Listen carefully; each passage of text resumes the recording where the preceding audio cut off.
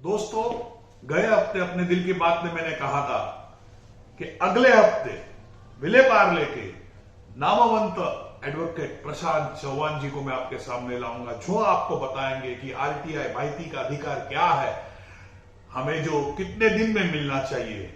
इसलिए मैंने मेरा वादा पूरा किया। आपके सामने है विले पार्ले के एडवोकेट प्रशांत चौहान जी। नमस्ते, धन्यवाद। मैं आपके तरफ से आपके दिल में जो है वो मेरी जबान इन्हें क्वेश्चन पूछूंगा। तो प्रशांत जी, ये माहिती का अधिकार आरटीआई, इसका मतलब क्या है sir? Vinod ji, information act बोले तो माहिती मिलना। Information can be in any form, कोई भी तरह का हो सकता है। It may B a map, plan, document, in the form of CD, video recording. ये सब इंफॉर्मेशन जो लीगली गवर्नमेंट दे सकती है, जो एसपीआईओ है जो दे सकता है, जो डेजिग्नेटेड पर्सन होता है हर ऑफिस में, वो इन सभी डॉक्यूमेंट को under the information act comply करके देना चाहिए। अच्छा सर, मेरा दूसरा क्वेश्चन है आपसे कि ये जो इंफॉर्मेशन है, हम जब आरटीआई लिखते हैं, माहिती अधिकार पेपर उन्हें भेजते हैं सरकारी ऑफिस में, इशारा करके हम बीएमसी में भेजते हैं, तो ये हमें माहिती कितने दिन में मिलनी चाहिए? ये जो माहिती रहती है, जो इंफॉर्मेशन रहता है, जो ये आपको 30 दिन के अंदर मिलना चाहिए from the date of application. Sir, 30 दिन में माहिती मिलनी चाहिए कि उनका लेटर 30 दिन में आना चाहिए, जिसमें डेट रहता है कि आप अगले वक्त अगले डेट पे आइए? ये जो लेटर आता है, जिसे वो ऑर्डर कहते हैं, ये लेटर इंफॉर्मेशन रहता है कि आप आके इंफॉर्मेशन लेके जाइए। It is with in the preview. अगर 30 दिन के ऊपर हो जाता है, इंफॉर्मेशन वो नहीं देते हैं, तो वो इंफॉर्मेशन आपको विदाउट एनी कॉस्ट मुफ्त मिलना चाहिए। ये लॉ में है। आप जो कह रहे हैं कि मैंने हर बार ये होता है, और मेरे सभी दोस्तों को, मेरे सभी व्यूअर्स ये जानना चाहते हैं कि अगर हमें 30 दिन के अंदर ये माहिती इन्होंने नहीं दी तो फर्स्ट अपील में हमें ये फ्री में मिलेगी? फर्स्ट अपील नहीं, यही अपील में आपको फ्री में मिलेगी। अच्छा, लेकिन ये अगर ये इंफॉर्मेशन नहीं मिलता है तो आप फर्स्ट अपील में जाना चाहिए from the date of 30 days expiry subsequent thereto. उसके बाद में 30 दिन के अंदर आपको फर्स्ट अपील फाइल करना पड़ता है। लेकिन सर, क्या होता है कि अभी मुझे कल ही आया है कि 30 दिन के अंदर भी इनकी माहिती आती नहीं है, और फिर ये 30 दिन के बाद कहते हैं कि ये इतने इतने अमाउंट भर के लेके, जो आप जो कह रहे हो कि हमें 30 दिन के बाद फ्री में माहिती मिलनी चाहिए, लेकिन ये अधिकारी हमें नहीं दे रहे। तो उसका ऑब्जेक्शन उठाना चाहिए आपको, इनके हायर आपको अपील करना चाहिए। ये अगर इंफॉर्मेशन आपको if it is not provided in 30 days, उनका आपका हक बनता है कि ये इंफॉर्मेशन आपको 30 दिन के अंदर जब नहीं मिले तो आप फ्री में ले सकते हो ये सारी इंफॉर्मेशन। अच्छा, अभी हमारा एक था कि हम फर्स्ट अपील में गए थे, वहां भी हमारे मतलब मैंने जो क्वेश्चन किया था उन्होंने आंसर दिया, फिर जो मैंने मांगा था वो भी दिया, लेकिन फिर भी उसके मेरे मुझसे पैसे लिए गए। फर्स्ट अपील में अवार्ड मिलने के बाद भी मुझसे जो डिटेल चाहिए थी उसके पैसे लिए गए। फर्स्ट अपील में ये दो डिफरेंट थिंग है। फर्स्ट जो इंफॉर्मेशन मिलना चाहिए वो 30 दिन के अंदर मिलना चाहिए।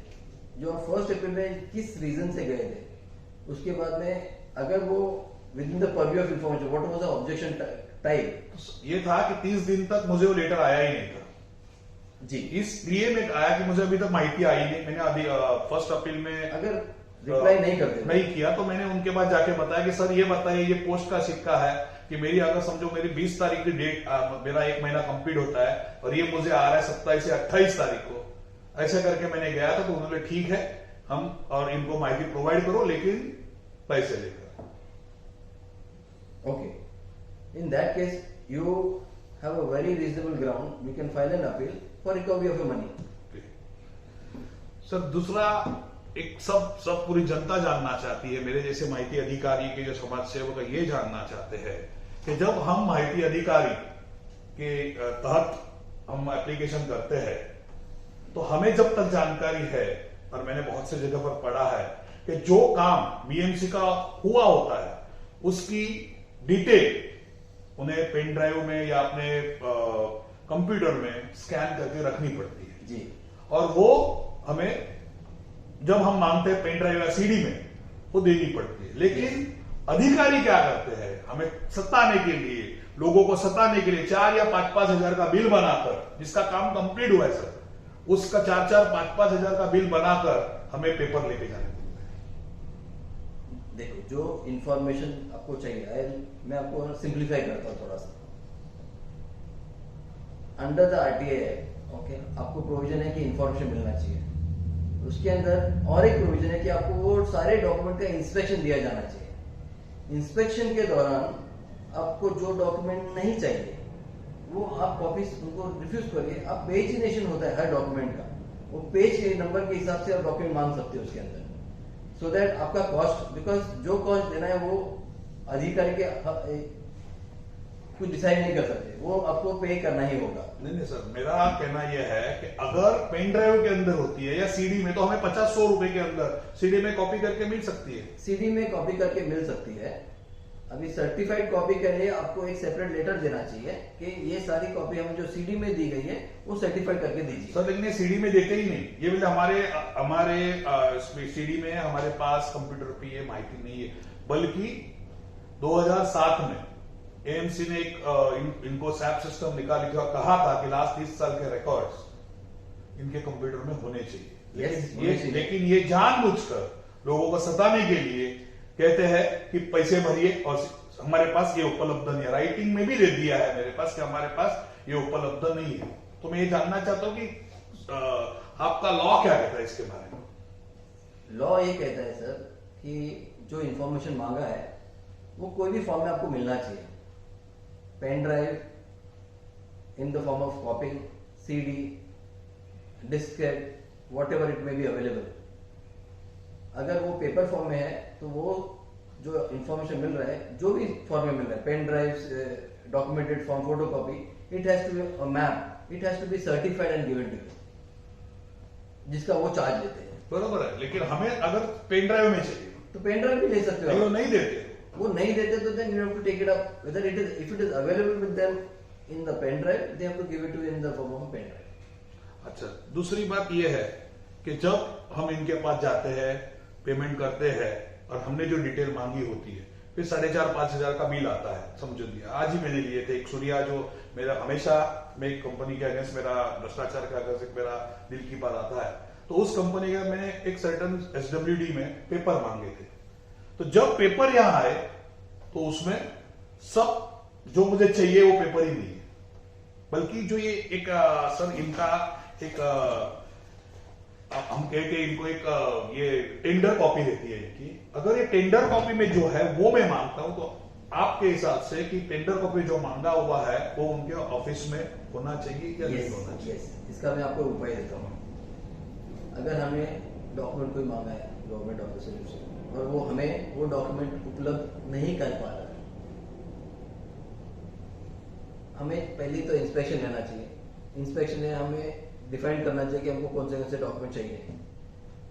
देने के टाइम पे हम फिर से इंस्पेक्शन करेंगे कि हमें कौन से डॉक्यूमेंट उपलब्ध कराए गए हैं और कौन से डॉक्यूमेंट सर्टिफाइड मिले। जो डॉक्यूमेंट हमें सर्टिफाइड कॉपी नहीं मिली है उसका एक नोट बना के उधर इमीडिएटली देना चाहिए at the time of accepting your document, so that it is very clarified and better clear that आपको ये डॉक्यूमेंट उपलब्ध नहीं कराया, so that उनको भी मालूम है कि ये डॉक्यूमेंट उन्होंने उपलब्ध नहीं कराए गए और ये डॉक्यूमेंट आप 1 अप्रैल में ले सकते हैं। आज मुझे 4-5 हजार के पेपर में कम से कम 150-200 पेपर थे, yes. और वो भी मुझे अधिकारी ने नीचे एक के पास रख के गया था, आप वहां से करेक्ट कर। ये भी बहुत ऑफिस में होता है। अच्छा, आपके कहने के बाद हम अगर 1 अप्रैल में गए, 1 अप्रैल में मैं एसडब्ल्यूडी की बात करता हूं, मेरा 1 अप्रैल 3 महीने हुए, आज तक मुझे 1 अप्रैल में नहीं बुलाया गया।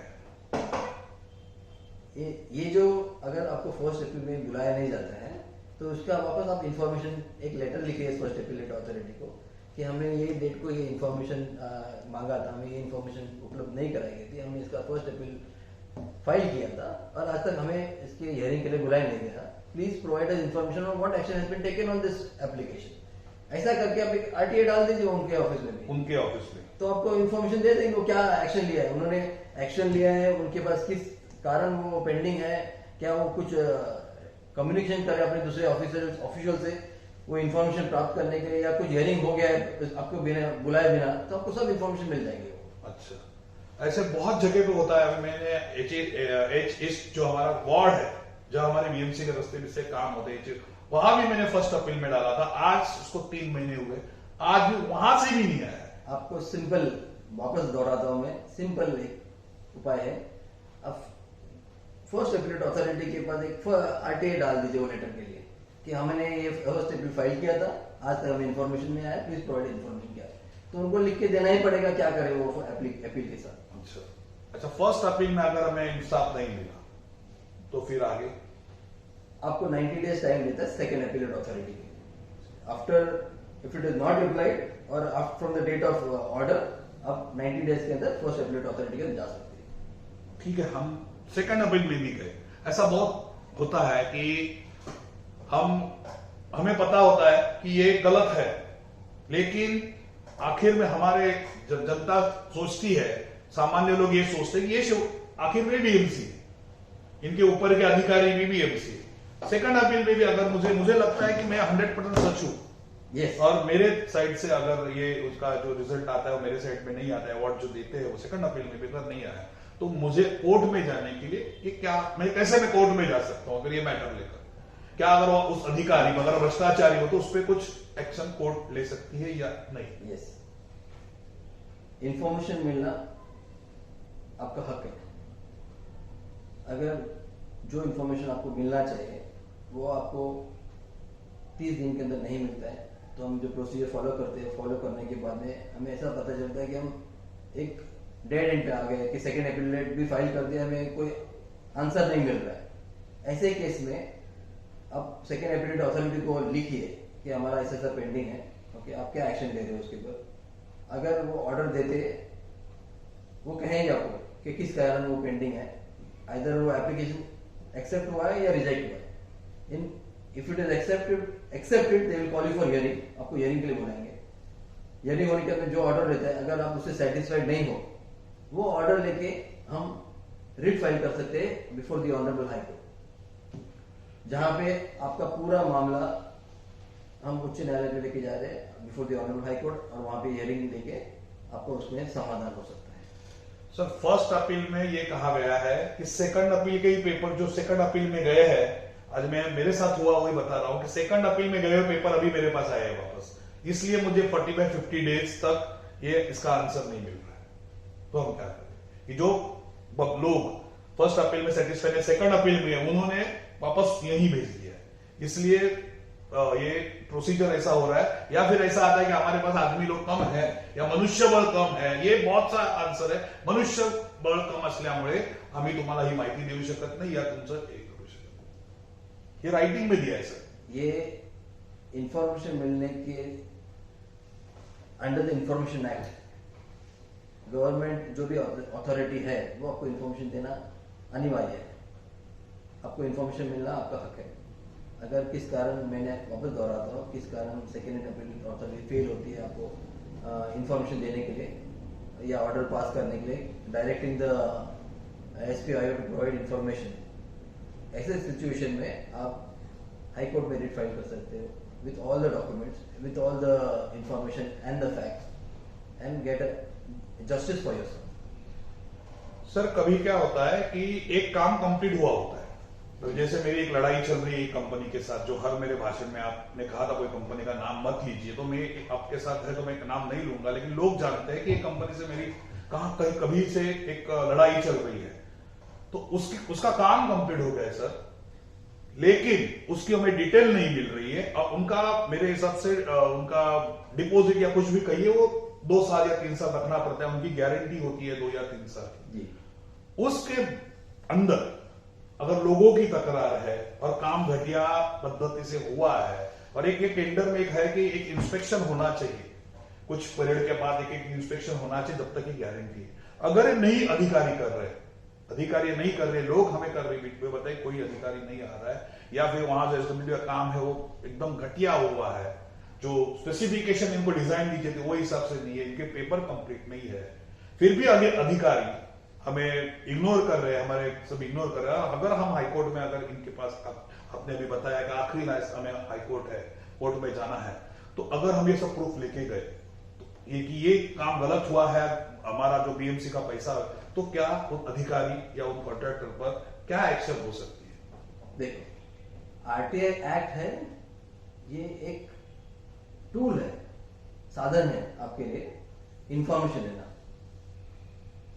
RTI act is not a punishment tool. इसमें अब जो बोल रहे हैं कि कोई अथॉरिटी अपने रिस्पॉन्सिबिलिटी फेल होता है तो उसके लिए सेपरेट एक्शन है, जहां पे criminal procedure, under the criminal procedure code it has been defined that if an authority और a government official fails in his duty, okay, वहां पे in under that act you can take action under the criminal procedure code. But जो RTI है, it is only for getting information. अब वो information आने के बाद में जब आपको पता चलता है कि ये क्वांटिटी का या और ये क्वालिटी का काम होना चाहिए था और इसके कारण सब स्टैंडर्ड काम हुआ है, तो उसके लिए आप इंफॉर्मेशन लीजिए कि क्या एक्शन लिया आपने। उसके बाद में वो लेटर डालने के बाद में आप वापस फिर से पूछिए कि वे ये जो हमने कंप्लेंट किया था उस पर कुछ एक्शन हुआ है कि वो रिप्लाई करेंगे, और आपका हक बनता है कि वो इंफॉर्मेशन वो दे आपको। अगर फिर भी वो नहीं देते, then you escalate that same RTI to the higher up till the time you get information। जब तक आपको इन्फॉर्मेशन नहीं मिलता आपके कंप्लेंट पे क्या एक्शन हुआ गया है। आखिर में सेकेंड अपील के बाद आप रिट फाइल ही कर सकते हो before the honourable high court. There you can get all this information and bring appropriate justice for yourself. Sir कोई अभी समझो आप माहिती मिल गई हमें, लोग ये भी जानना चाहते हैं, बहुत लोग इनकी माहिती निकाल रहे हैं, माहिती निकालने के बाद ये अभी समझो आप जो बोल रहे हैं क्रिमिनल एक्ट के हिसाब से हम लोग ये कर सकते हैं, तो अगर हमें ये डिटेल मिली और इसमें पता चला कि ये गलत है, आज अधिकारी तो मानेंगे नहीं, या अधिकारी की बदली हुई होती है, क्योंकि आज 3 साल का या 5 साल का तक उनका वो उनकी जो फिक्स उनका एक अमाउंट उन्हें रखना पड़ता है, एमडी या रखना पड़ता है, तो अगर हमें पता चला ये गलत है, अधिकारी के तो 2-2 साल में बदली हो जाती है जी। तो समझो ये क्रिमिनल एक्ट में हमने कोर्ट में आप जैसे हमें या जनता के लिए जो वकील है इनके तरफ से हमने कोर्ट में अगर अपील किया तो इन अधिकारियों पे या फिर उस कंपनी पे माहिती का देने से हमने ले ली डिटेल समझो और हमने उन पे केस की, तो उन पे क्या इफेक्ट होगा? आप किसी पे देखो, अंडर द क्रिमिनल एक्ट आपका रोल खाली है कि इन्फॉर्म करना, so you become the इंफॉर्मेंट for the police. Investigation का रोल आपका नहीं है, इन्वेस्टिगेशन का रोल पुलिस का हो जाता है। फिर उसके अंदर अगर पुलिस भी इंफॉर्मेशन नहीं देती या पुलिस एक्शन नहीं लेती है तो अंडर 156(3) आपके पास ऑप्शन है कि आप उसको डीसीपी को एस्केलेट करें, और डीसीपी भी एस्केलेट नहीं होता है, then you can take it to the before the magistrate court under 156(3) where you can file application obtaining direction against the local police station to register an FIR। तो FRI police station में ही करना पड़ता, हम direct अगर गलत है तो हम कोर्ट में डायरेक्ट नहीं जा सकते, डायरेक्टली नहीं जा सकते।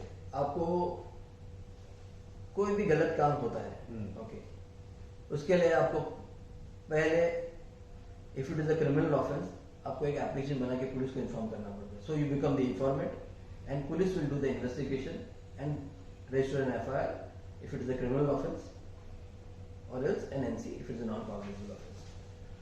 तो दोस्तों आप सभी को जो आप चाहते थे, आपके दिल में थे, आपके तरफ से जो मुझे क्वेश्चन आए थे, हमारे सर ने आपको बताया। मैं सभी अधिकारियों को जितने भी हो, SWD के हो, BMC के हो, कहीं के डिपार्टमेंट के हो, हमारा यह हक है, अभी सर ने सब बताया, हमारा हक है हमें इंफॉर्मेशन देना। आज फिर एक बार मैं सभी अधिकारियों और जो अधिकारी है मैं उनसे हाथ जोड़कर विनंती करता हूं कि हमें 30 दिन में सर ने जो कहा माहिती मिलनी चाहिए, हमें मजबूर मत करें, हम फर्स्ट अपील में जाए, सेकंड अपील में जाए, आप हमें डिटेल दे दीजिए।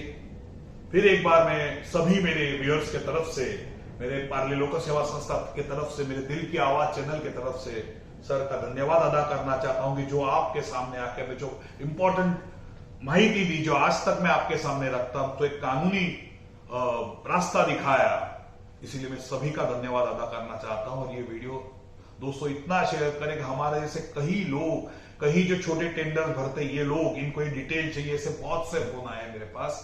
इसीलिए मैं आपके सामने एक जीता जागता एडवोकेट जो हमें पूरी डिटेल दी, माहिती के अधिकार क्या होता है, कैसे होता है, इसके बारे में ले आया हूं। तो फिर एक बार कहूंगा, ये वीडियो इतना शेयर करिए और आप सभी के तरफ से फिर एक बार हमारी दिल की बात का जो संस्था है उनके तरफ से इनका मैं धन्यवाद अदा करना चाहता हूं कि आपके वजह से सभी लोगों को माहिती का अधिकार क्या है, हमारा खुद का अधिकार क्या है, ये पता चला। Thank you sir.